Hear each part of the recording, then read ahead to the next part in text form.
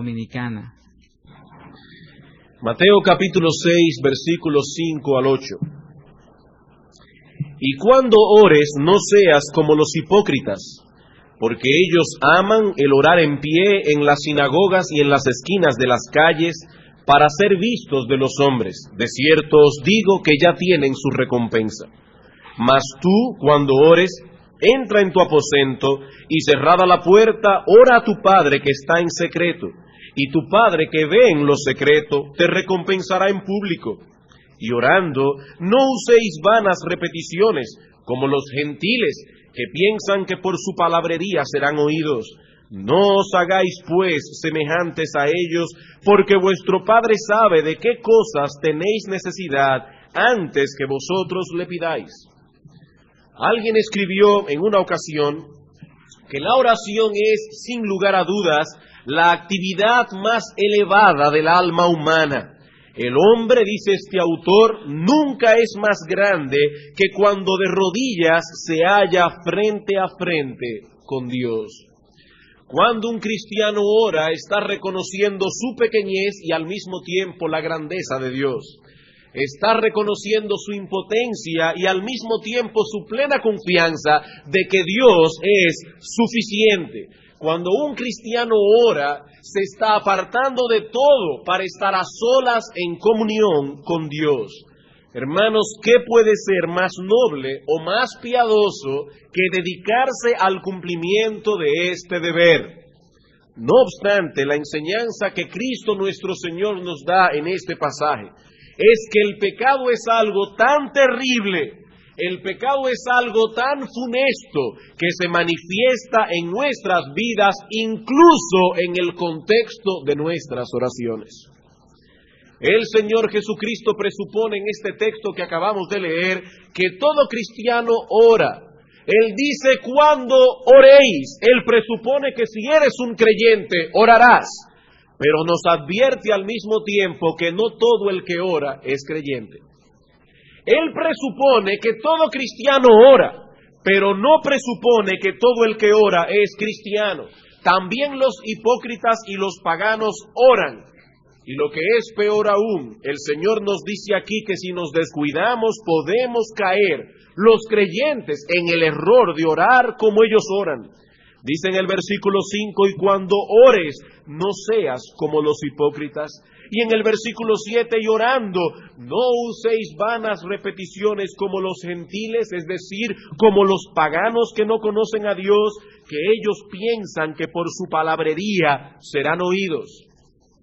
Es tan terrible el pecado que nos persigue hasta las puertas mismas del cielo, e incluso aumenta su asedio y su acoso precisamente cuando de rodillas nos disponemos a entrar en comunión con Dios en oración.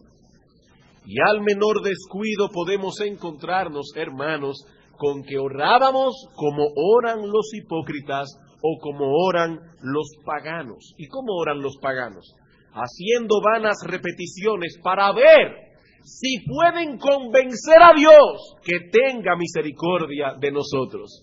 Hermanos, nuestro Señor Jesucristo nos enseña en esta porción del monte que es factible que un verdadero creyente, un nacido de nuevo, caiga en el error de orar como oran los hipócritas, de orar como oran los paganos. Ahora bien, el domingo pasado vimos que el creyente no solo encontrará resistencia durante su tiempo de oración, sino que comenzará a experimentar un fuerte asedio aún antes de dedicarse a este deber piadoso. Satanás no solo trata de estorbarnos mientras oramos, sino que intentará por todos los medios posibles obstaculizarnos para que desistamos de orar. No solo durante, sino aún desde antes, Él comienza a asediarnos en nuestra vida de oración. ¿Y cuáles son las estratagemas que usa el maligno para lograr su propósito? ¿Cuáles son los remedios que el creyente debe aplicar en tales casos? La semana pasada vimos 3 de ellos, 2 completos, el último solo pudimos comenzarlo a ver, vamos a continuarlo este domingo. No volveremos a repetir todo lo que vimos la vez anterior. Me voy a limitar a enumerar los encabezados para retomar nuestro tema en el punto en que lo dejamos el domingo pasado. Aunque debo recordar que estoy haciendo un amplio uso de la obra El Cristiano y su completa armadura del teólogo puritano William Gurnall. ¿Qué vimos la semana pasada? 3 cosas. En primer lugar, vimos que cuando el creyente se dispone a orar, muchas veces Satanás lo acusa diciéndole que si ora en el estado en que está, no es más que un hipócrita. No voy a expandir todo eso, simplemente voy a enumerar. También, en segundo lugar, trata de convencernos de que no poseemos el don de la oración. Si al menos tú pudieras orar como ora fulano o como ora sutano, pero definitivamente tú no tienes ese don. Y en tercer lugar, y allí fue donde nos quedamos el domingo pasado, Satanás trata de convencernos de que esta no es una ocasión apropiada para orar, de que podremos hacerlo después.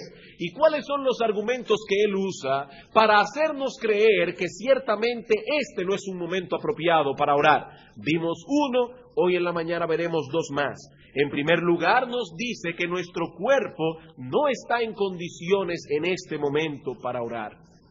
Ya sea que estés enfermo o que estés cansado, él tratará de convencerte de que este no es un momento apropiado para acercarte al trono de la gracia, ni siquiera para pedir auxilio, ni siquiera para enviar tus oraciones como dardos al cielo.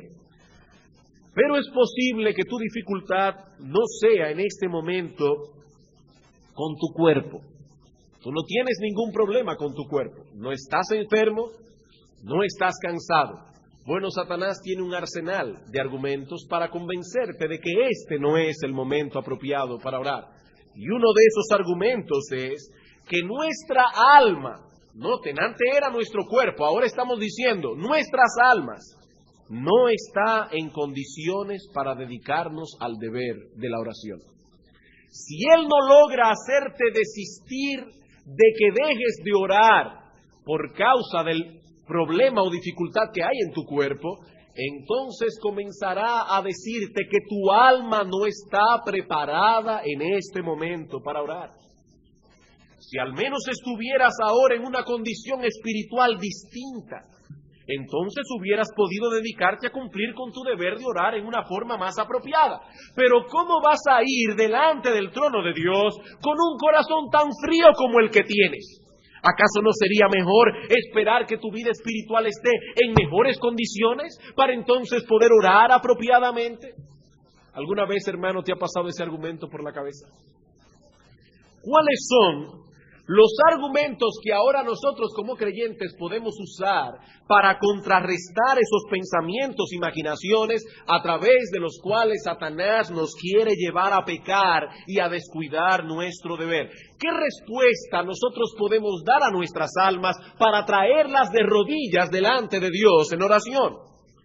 Bueno, primer argumento, en forma de pregunta. ¿Ha sido alguna vez el descuido de un deber el método más apropiado para prepararnos para cumplir con ese deber en el futuro? ¿Ha sido alguna vez el descuido de un deber lo que nos equipará para cumplir en el futuro ese mismo deber? En otras palabras, hermanos, la pereza no se cura durmiendo. La pereza no se cura durmiendo. Si tienes una pierna con calambres por causa de su inactividad, ésta solo podrá librarse de esa condición moviéndola. Si descuidas tu vida de oración porque tu alma no se encuentra en este momento preparada para orar, ¿qué va a suceder? Que vas a encontrar luego que será más difícil dedicarte a ese deber. Y mientras más tiempo pase, la situación no mejorará. Estás lejos de Dios, la situación va a empeorar. Pero mientras más rápido te dispongas a romper con ese círculo pecaminoso, menos dificultoso será. Así que no te dejes engañar por Satanás esperando tiempos mejores para dedicarte a orar, porque esos tiempos no llegarán sin oración. Dejar de orar es lo que te mantendrá encadenado en esa triste condición en que te encuentras en este momento. Así que, hermanos, eso no es un argumento para dejar de orar. Otra cosa. Examina cuidadosamente a qué se debe la indisposición que se encuentra en tu corazón en este momento y que está obstaculizando tu vida de oración. Examina cuál es el problema. ¿Es acaso un pecado o varios pecados que no han sido debidamente confesados y mortificados? Porque eso te mantendrá lejos del trono de la gracia. El pecado no liga con la oración. El pecado no liga con la oración. Cuando el creyente está consciente de que no está siendo diáfano en su vida con respecto a Dios, se levanta en él un sentimiento de vergüenza que muchas veces le impide orar. ¿Qué debemos hacer en ese caso? ¿Dejar de orar? No, todo lo contrario. Ese es el momento en que debemos ir delante del trono de Dios en confesión de nuestra falta. Ese es el momento para clamar por una nueva medida de arrepentimiento y fe. Es el momento de ir delante del trono de Dios clamando por misericordia. Así que si en la noche cuando vas a dormir recuerdas que pecaste en el día, no dejes por eso de orar. Dedícate más bien con ahínco a buscar el rostro de Dios en oración. Dice alguien: seguramente será mejor clamar a Dios por perdón y porque nos dé más de su gracia que arriesgarte a cometer el mismo pecado o quizás uno peor mañana. Seguramente es mejor ir ahora delante del trono de Dios clamando por misericordia y pidiéndonos que nos dé su gracia para poder luchar contra el pecado, que arriesgarnos a seguir lejos de Dios y cometer un pecado peor mañana. El Señor nos dice en su palabra: velad y orad para que no entréis en tentación. La oración privada es un elemento de suprema importancia en nuestra lucha en pos de la santidad. Por tanto, el pecado siempre se las arreglará para alejarnos lo más posible de ese deber. Pero recuerda que el pecado no logrará eso sin tu consentimiento. El pecado ya no es nuestro rey. El pecado no logrará eso sin tu consentimiento. No permitas que tu propia corrupción te aleje del trono de Dios, porque si dejas de orar por causa de tu pecado, terminarás cayendo en un pozo cada vez más profundo de maldad. Pero alguien puede decir aquí: pastor, es que mi problema es mayor. El problema mío es que yo siento que Dios se ha alejado de mí. No solamente es que mi alma está fría, es que yo siento que Dios se ha alejado de mí, que Dios ha ocultado su rostro de mí, que Dios me ha desechado. Si tan solo pudiese experimentar otra vez esa cercanía que alguna vez yo tuve con Él, no sería difícil para mí dedicarme a orar. Hermano, si ese es tu problema, permíteme hacerte una pregunta. Si sientes que Dios se ha alejado de ti, ¿en qué otro lugar tú esperas encontrar lo que no sea en el camino de la obediencia y de la oración? ¿En qué otro lugar tú esperas encontrarte a Dios? Sí, ciertamente hay momentos en que Dios oculta su rostro de nosotros. Hermanos, hay momentos en que Dios oculta su rostro de nosotros. ¿Y saben para qué? Precisamente para que le busquemos más intensamente en la cámara secreta de la oración. Vamos a Oseas capítulo 5. Oseas capítulo 5.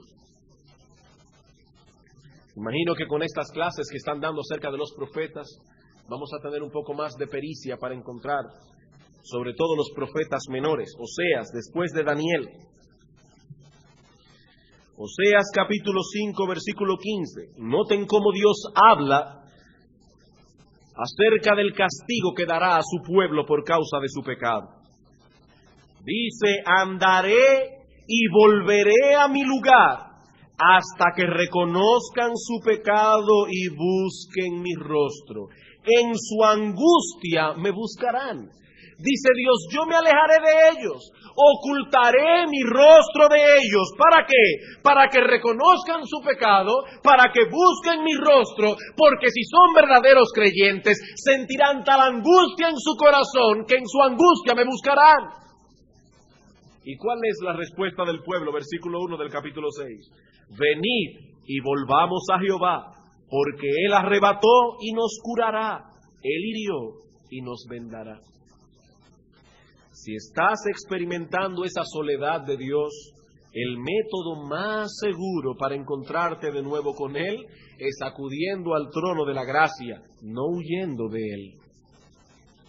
Abraham tuvo que subir al monte Moría para encontrar el carnero que Dios había provisto.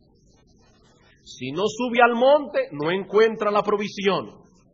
De igual manera, hermanos, no debemos esperar la provisión para entonces subir. Debemos subir y allá encontraremos la provisión. Pero debemos subir primero. Dice el salmista en el Salmo 138, versículo 3, el día que clamé me respondiste. ¿Y cómo estaba el alma del salmista el día que él clamó? Dice el salmista, me fortaleciste con vigor en mi alma. El día que clamé, vine delante de ti con mi alma debilitada, pero como respuesta a mi clamor, como respuesta a mi oración, encontré vigor para mi alma. Así que Satanás tratará de convencerte de que debes esperar encontrarte en una mejor condición espiritual para que acudas a Dios en oración. Pero el Evangelio dice, en cambio, acude al trono de la gracia, no importa cuán bajo hayas caído, y mientras más rápido acudas, mejor será. Hermano, por encima de tus sentimientos, debes ejercer fe en las promesas de Dios. Y Él dice en su palabra, clama a mí y yo te responderé. Solo la fe puede apagar esos dardos de fuego que el maligno nos envía continuamente para alejarnos de la cámara secreta de la oración. Pero el maligno cuenta con un argumento más para convencerte de que este no es el momento apropiado para orar. Recuerda, primero te dirá que tu cuerpo no está en condiciones. Después te dirá que tu alma no está en condiciones. Y si no puede con ninguna de las dos, te dirá entonces que tienes algunos asuntos muy importantes que atender en este momento. Tienes algunos asuntos muy importantes que atender en este momento. Si al menos estuvieras desocupado. Si no tuvieras tantas cosas que atender, entonces hubieras podido dedicarte a orar con tranquilidad. Pero ¿cómo vas a llegar delante de Dios en medio de tanta agitación? ¿Acaso no sería mejor esperar un momento más apropiado? No olvides, hermanos, que el diablo es un mendigo astuto. El diablo no te va a decir ora el año que viene, te va a decir, es un poquito de tiempo que te pido. Los mendigos astutos no están en la esquina pidiendo 500 pesos porque sabe que nadie se lo va a dar. Ellos piden poco. Satanás es igual. Pero no olvides lo que decíamos el domingo pasado. Cuando Satanás pide tiempo prestado es para robárselo. Satanás no devuelve lo que pide. Cuando pide tiempo prestado es para robárselo. Hermanos, cuando nuestros pensamientos se interpongan de ese modo para alejarnos de la oración, existen ciertas consideraciones que todo creyente debe hacerse con honestidad y objetividad. Primero, considera si no te estás sobrecargando con los negocios y con los afanes de este mundo. Si es verdad que tú no tienes tiempo para orar, considera entonces si no te estás sobrecargando con los negocios y con los asuntos de este mundo. Hermanos, Dios nos ha dado talentos, Dios nos ha dado capacidades, de modo que podamos dedicarnos a nuestros trabajos, a nuestras responsabilidades y ocupaciones. Por lo tanto, el Señor no se opondrá, escuchen bien, hermanos, el Señor no se opondrá a que le dediquemos al mundo y a sus asuntos el tiempo que tales cosas requieren. Tenemos un trabajo que realizar, tenemos un cuerpo que cuidar, tenemos una familia que alimentar, y Dios no se opondrá a que le dediquemos tiempo a todos esos asuntos. Ahora, lo que no podemos hacer de ningún modo es darle al mundo aquello que únicamente le pertenece a Dios. ¿Ustedes recuerdan cuando un grupo de fariseos querían atrapar a Cristo con el asunto del tributo? y se le presentaron al Señor diciendo: Señor, es lícito que nosotros demos tributo al César. Nosotros que somos la nación escogida de Dios. ¿Es justo que estos romanos opresores, esta nación invasora, nos exija tributo? Y el Señor Jesucristo, que sabía que le estaban poniendo a prueba, le dice a estos fariseos: dame una moneda. ¿De quién es la inscripción? De César. Bueno, denle a César lo que es de César. Pero el texto no termina allí. Dicen: denle a Dios lo que es de Dios. Hay cosas que son del César y debemos dársela al César. Yo no puedo tomar mis impuestos sobre la renta para echarlos en la caja de la ofrenda, porque Dios no mirará esas ofrendas con agrado. Ese impuesto sobre la renta le pertenece al Estado.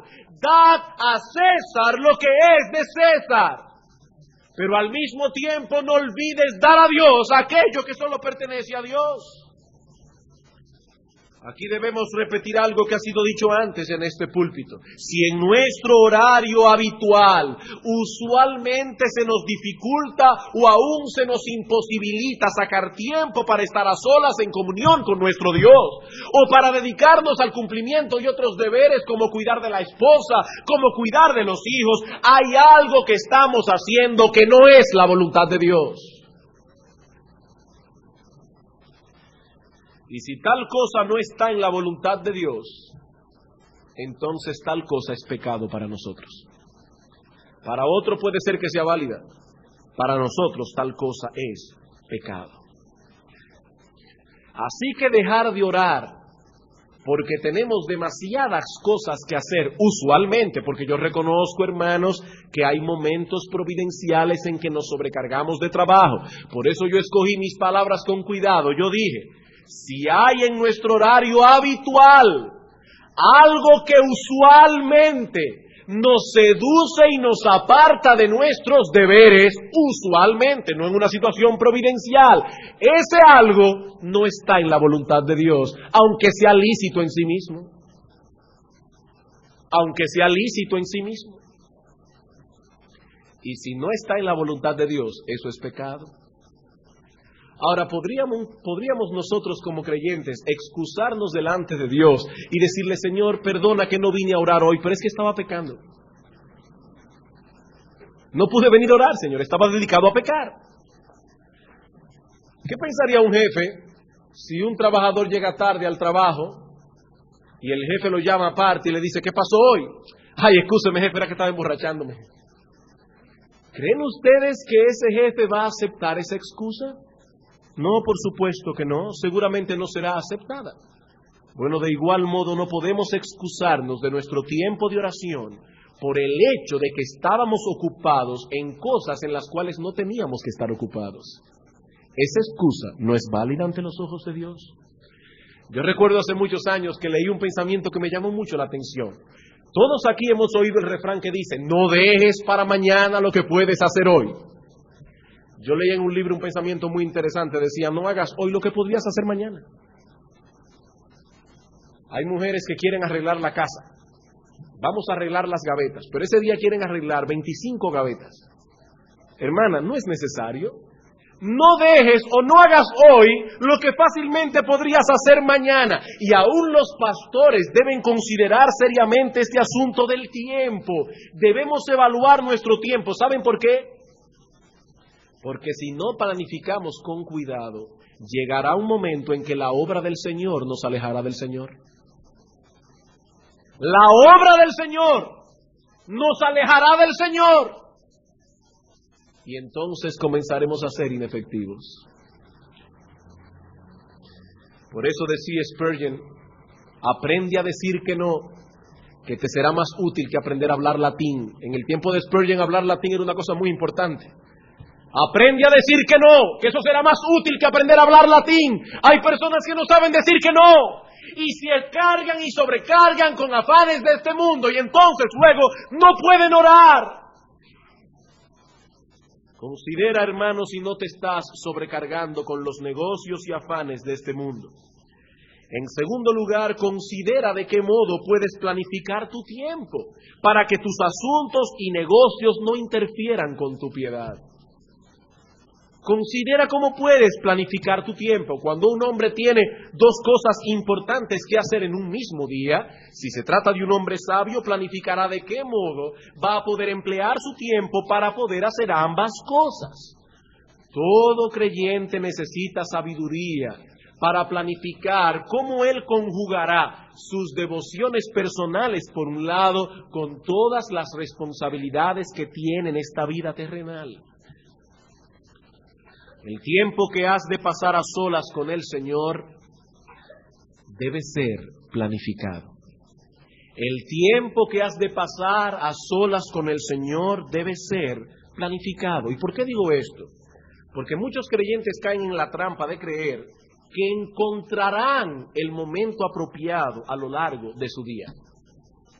Ya en algún momento yo encontraré un hueco en mi horario para apartarme y estar a solas con Dios. ¿Y saben lo que ocurre usualmente? Que llega la noche y esa persona no ha podido parar ni un instante. Durante todo el día su atención ha sido atraída por una serie interminable de cosas que requerían su atención.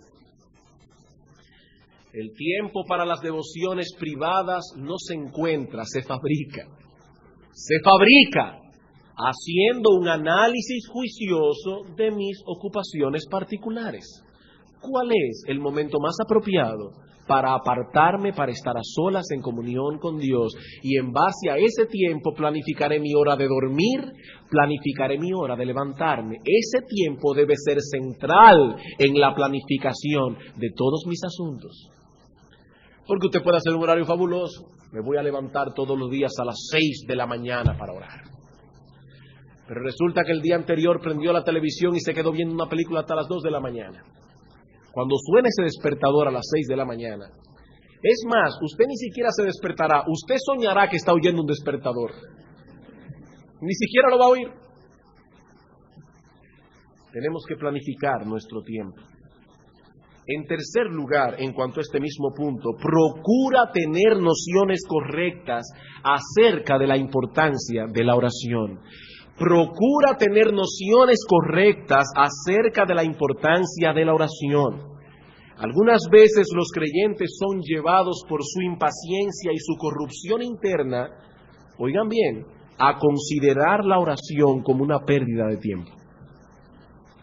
Somos tan impacientes y tenemos tantas cosas importantes que hacer que dedicarnos a la oración sería permanecer pasivos en medio de tantos asuntos que requieren de nosotros una involucración activa. ¿Cómo voy yo en medio de tantas cosas a trancarme en mi habitación como si nada estuviera pasando para dedicarme a orar? Hermano, déjame hacerte una pregunta. ¿Considerarías tú tiempo perdido las horas que se toma un trabajador para afilar sus instrumentos? Imagínate un jardinero que se pasa una buena parte de su día afilando su machete. ¿Considerarías tú que el dedicar tiempo para afilar ese instrumento de trabajo es una pérdida de tiempo para ese trabajador? No, él no está perdiendo el tiempo, él se está preparando para ser más efectivo. La oración no es un obstáculo para que el cristiano se dedique a sus negocios ni a sus recreaciones lícitas. Más bien contribuye, a que sus asuntos sean ejecutados más exitosamente y para que sus recreaciones sean santificadas. ¿Qué puede ser más recomendable que comenzar un negocio o una recreación en la presencia de Dios?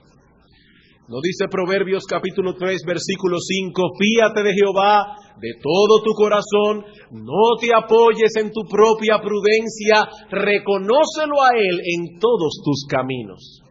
No hagas nada sin ir primero a la presencia de Dios.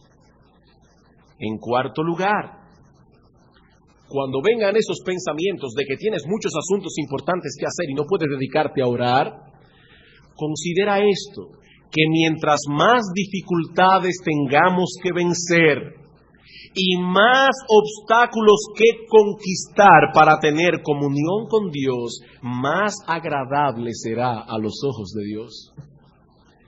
Mientras más obstáculos tengas que vencer para venir delante de Dios en oración, más apreciará Dios el tiempo que le estás dedicando. Ningún amigo es más apreciado que aquel que vino a visitarnos en medio de muchas ocupaciones. Uno sabe que ese individuo tiene un tiempo muy cargado y sin embargo, en su horario, apartó tiempo para venir a estar con nosotros.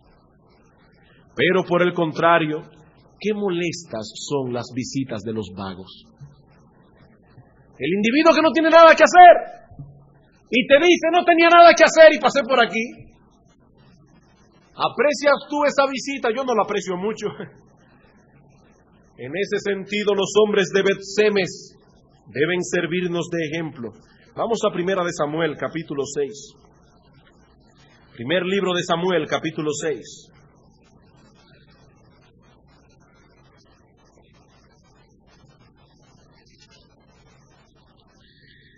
El arca del Señor había sido atrapada por los filisteos. Y el arca del Señor representaba para Israel la presencia de Dios en medio de ellos. Finalmente Dios comienza a castigar a los filisteos de tal manera que los filisteos deciden devolver el arca.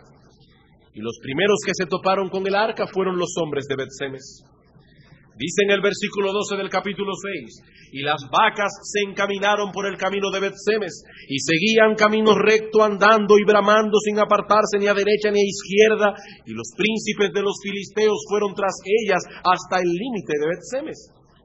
Y los de Bet-Semes segaban el trigo en el valle, y alzando los ojos vieron el arca, y se regocijaron cuando la vieron. Y el carro vino al campo de Josué de Bet-Semes, y paró allí donde había una gran piedra, y ellos cortaron la madera del carro, y ofrecieron las vacas en holocaustos a Jehová.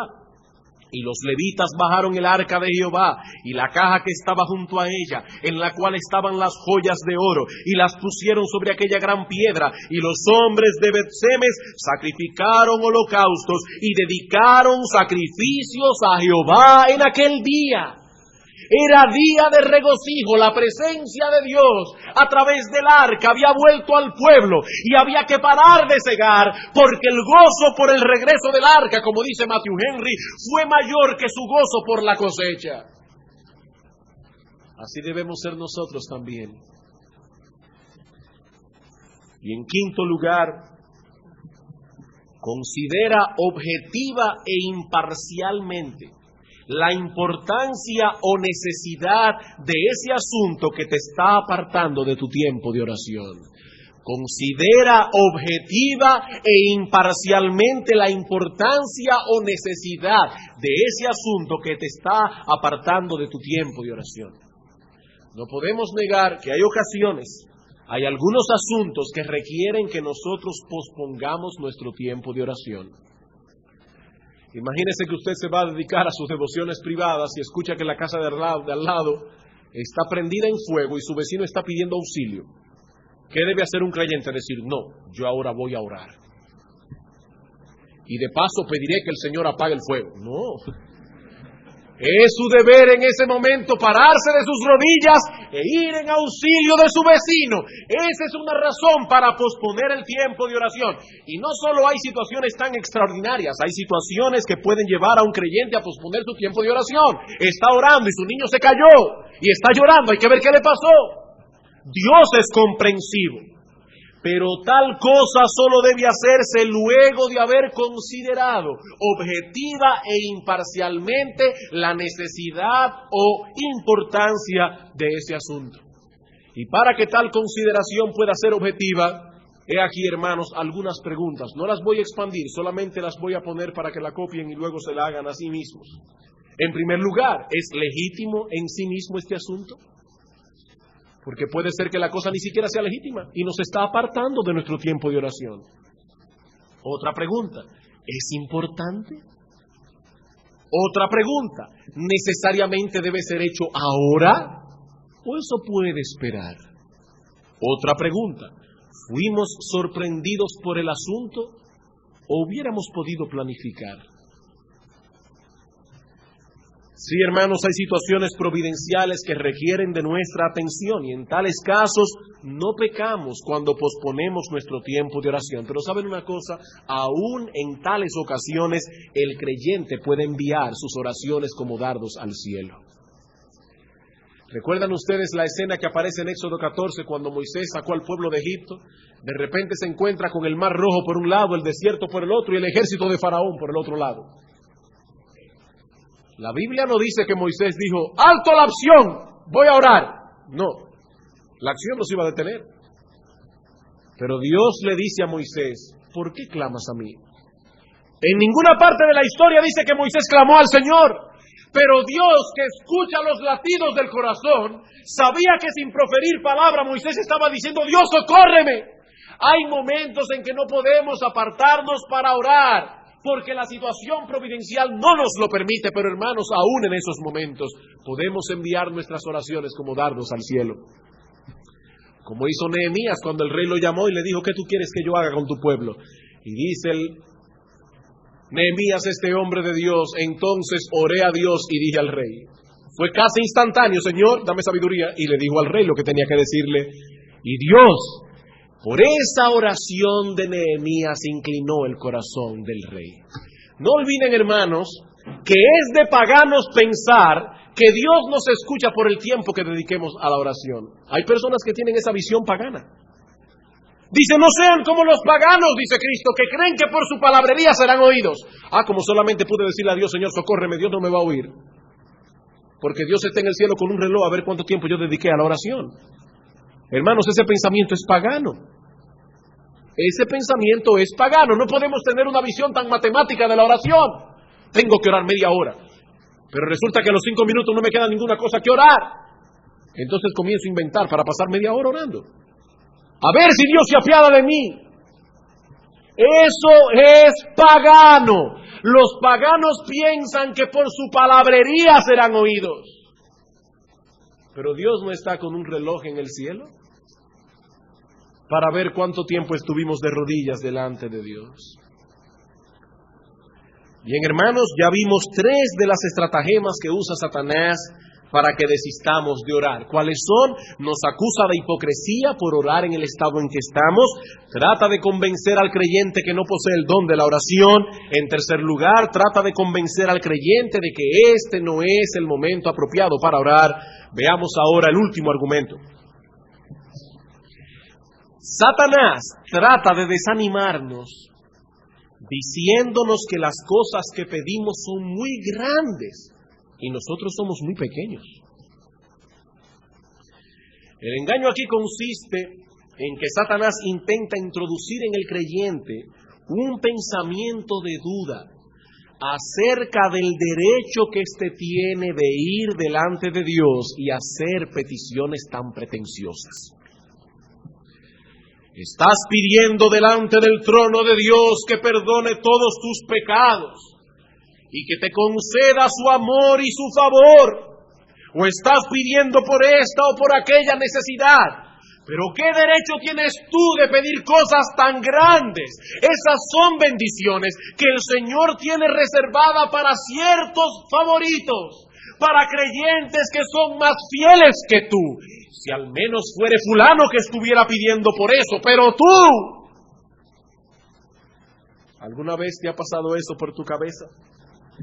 Hermano, cuando tus pensamientos te atormenten de ese modo y te estén impidiendo acercarte al trono de la gracia, considera los siguientes argumentos.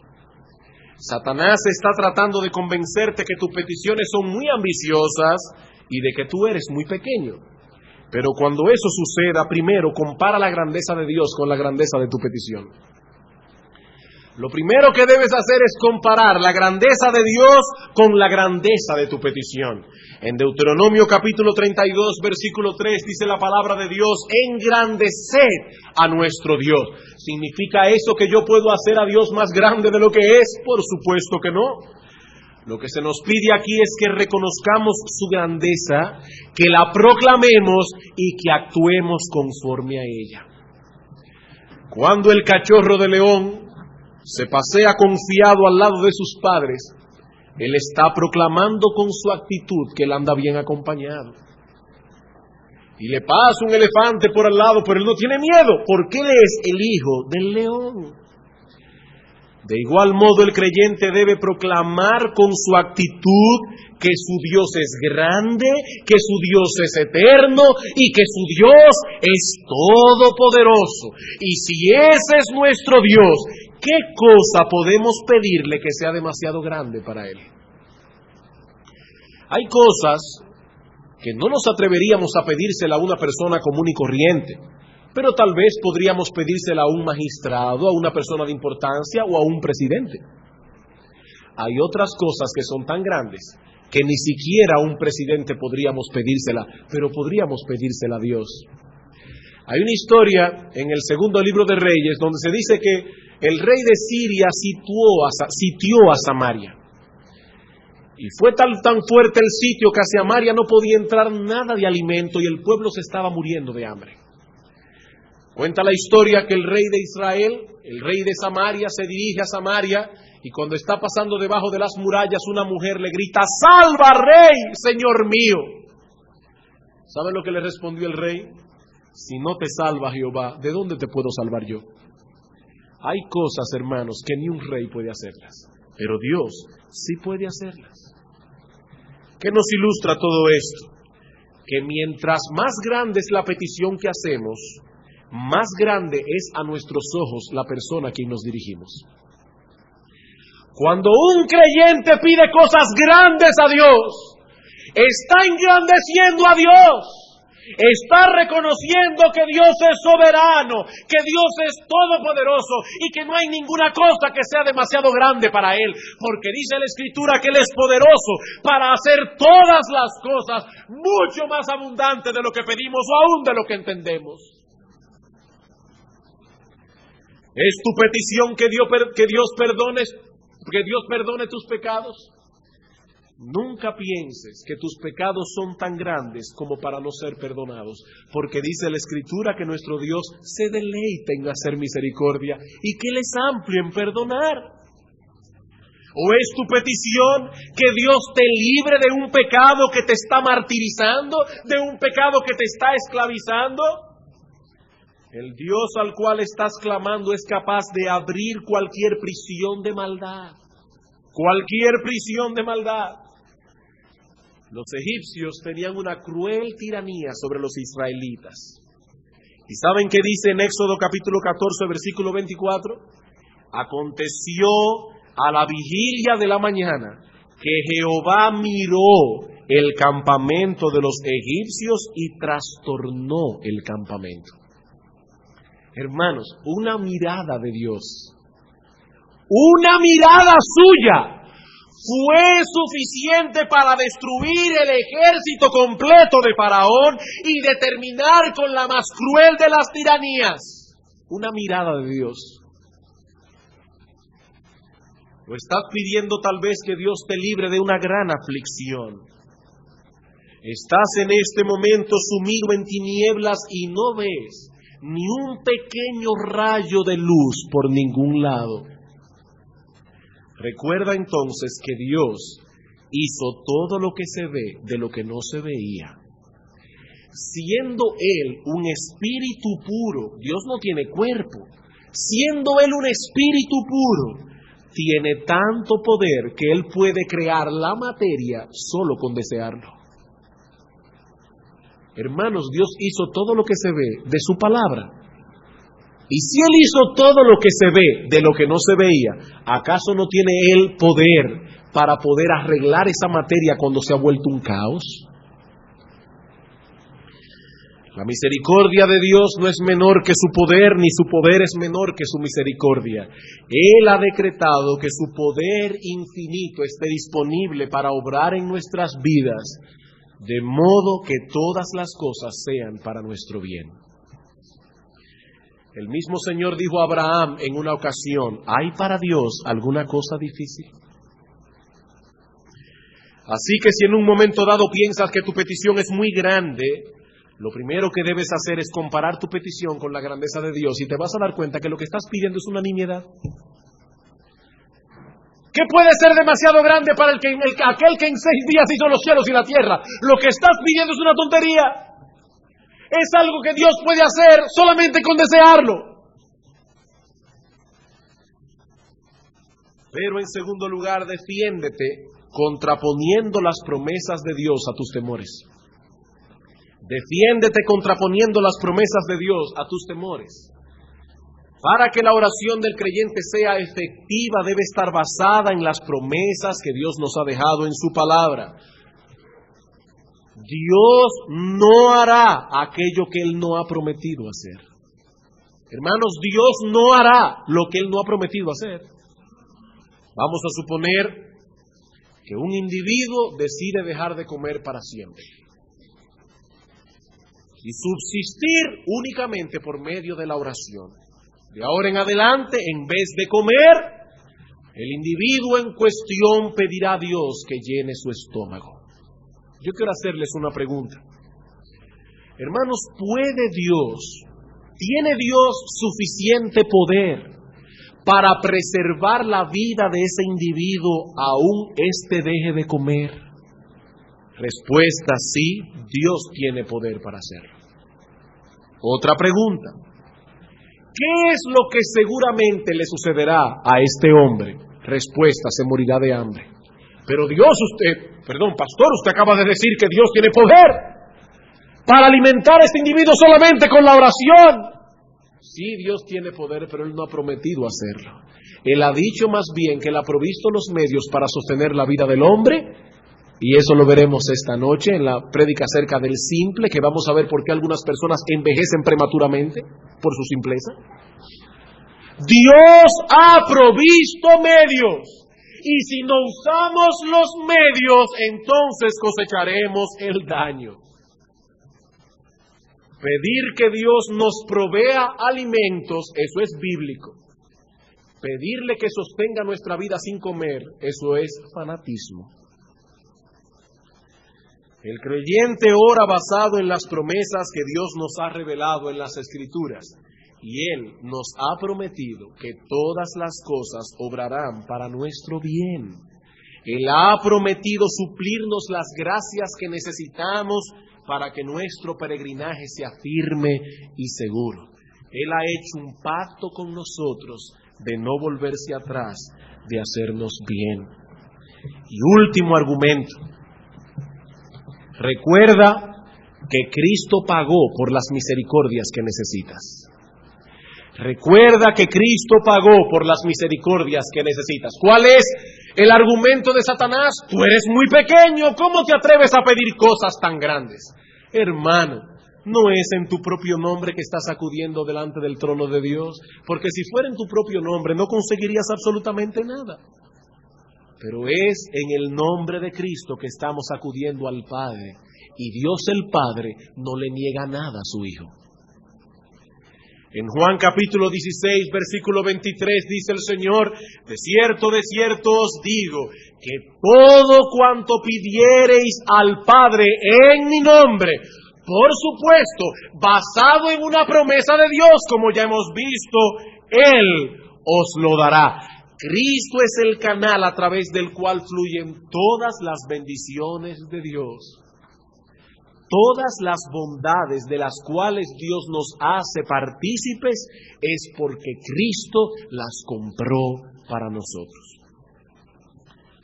Cuando Cristo murió en la cruz del Calvario, murió por un grupo específico de personas, para los cuales Él compró todas las gracias necesarias para su salvación y para el desarrollo y el sostén de su vida cristiana. Cristo compró para ti fe, Cristo compró para ti arrepentimiento, Cristo compró para ti regeneración, Cristo compró para ti perdón, Cristo compró para ti comunión con Dios, lo compró con el precio de su sangre. Y Dios aceptó el precio. Por tanto, cuando acudes al trono en su nombre, estás reclamando lo que Cristo compró para ti. Hay algunas personas que piensan que orar en el nombre de Cristo es decir al final en el nombre de Jesús, o en el nombre del Señor, o en el nombre de Cristo. No, es acudir al trono de la gracia con esa conciencia. Padre, estoy aquí pidiendo lo que Cristo compró para mí. No vengo en mi propia persona, vengo en el nombre de Cristo. Supongamos que Juan Pérez es administrador de una empresa. Él no es el jefe de la empresa, él es un administrador. Y como tal, Juan Pérez puede firmar cheques a la cuenta de esta empresa en un banco X. Juan Pérez acude a ese banco como administrador y con un cheque de la empresa y puede retirar cualquier cosa que haya en el banco a la cuenta de esa empresa. Pero si Juan Pérez va en su propio nombre, con un cheque personal, el dinero no se lo van a dar de la empresa, sino de lo que él tenga en su propia cuenta. Cuando nosotros vamos al banco de la fe, es con cheques de Cristo. Nosotros vamos en el nombre de Cristo para sacar de la cuenta de Cristo, porque no vamos en nuestro propio nombre, porque en nuestra cuenta no hay nada, en nuestra cuenta hay un déficit. Vamos en el nombre de Él a sacar lo que Él compró y depositó para nosotros en el trono de la gracia. Cuando el creyente acude al trono de la gracia, no lo está haciendo por sí mismo ni en sus propios méritos. Él está acudiendo en el nombre de Cristo y basado en los méritos de Él. Así que la próxima vez que vayas a orar y tus pensamientos te arrastren al terreno de la duda diciéndote, ¿quién te has creído tú que eres? Es el momento de responder, yo, nadie. Yo sé que no soy nadie y que no tengo derecho a pedir nada por mí mismo delante del trono de Dios, pero yo estoy aquí en el nombre de Cristo. Es en sus méritos que confío, no en los míos. Por eso dice Hebreos 4:16, teniendo ese sumo sacerdote, acerquémonos confiadamente al trono de la gracia y hallaremos gracia para el socorro oportuno. Bien, hermanos, he aquí los remedios que podemos usar como creyentes para defendernos de las estratagemas de Satanás. El domingo próximo vamos a entrar a estudiar la oración o el texto que aparece en Mateo capítulo 6, versículo 5 en adelante. Solo deseo recordarles para concluir que en el reino de Cristo hay una ley por la que se rigen todas las cosas. ¿Saben cuál es? Conforme a vuestra fe os será hecho. Quiere el Señor aumentar nuestra fe y por consiguiente aumentar nuestra vida de oración al escuchar estos argumentos que nos estimulan a traer continuamente nuestra causa delante del trono de la gracia y que nos estimulan a echar nuestras ansiedades sobre Él, sabiendo que Él tiene cuidado de nosotros. Vamos a orar. Bendito Señor y Dios nuestro, Jehová de los ejércitos, cuán grande es tu amor y cuán ilimitada tu misericordia. Señor, gracias por nuestro bendito Salvador.